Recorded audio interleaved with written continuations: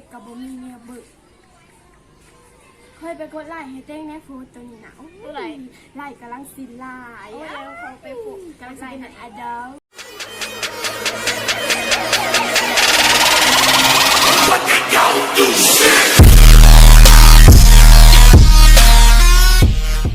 สบายดี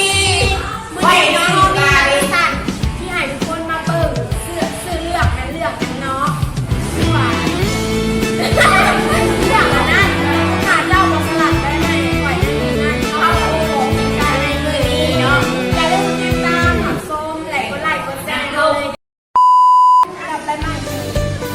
อาเธอยังรักถึงที่เพลงเนี่ยยังเล่นกลับไปใหม่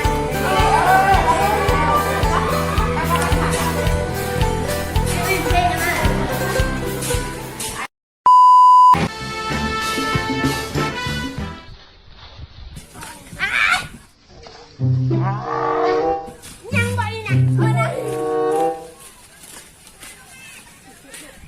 ไว้หัวอะไรก็ได้ในกับบ่ได้สำนีกัน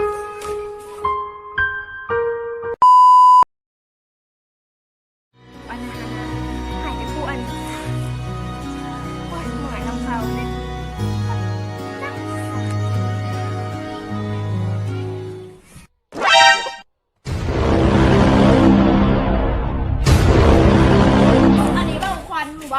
น้าบอกควันหนูดู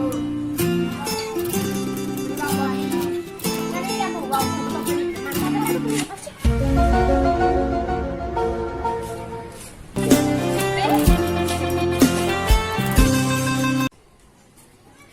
ลินเพกกับบ่มีเนี่ยเบิกเคยไปกดไลค์ให้เต้งในโฟตัวนี้นะไลค์กำลังสินลายแล้วเขาไปปลุกกำลังสินอดอลแม่เบย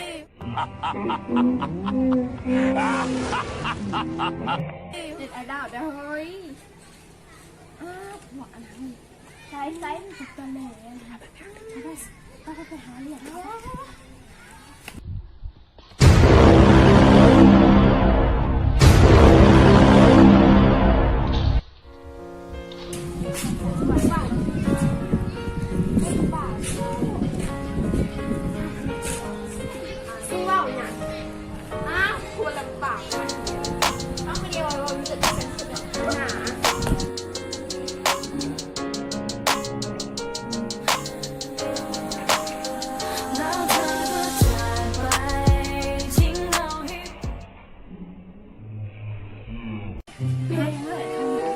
เพลงมันออกมาเมาๆนะ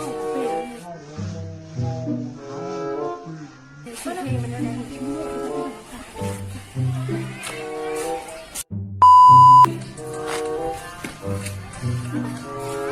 เปลี่ยนเพลงยังไงเพลงอะไรกันคะเพลงขวัญแห่หรอกูเหม็นนะกูแบบกูเป็นคนหาขวบคนที่แรงมาก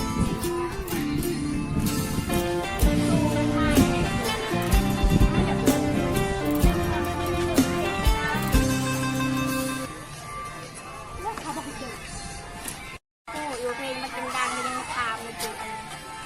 เตี้ยซูๆก็ไปงานซื้อน้ำปะคอแห้งตั้งมันก็เป็นจริง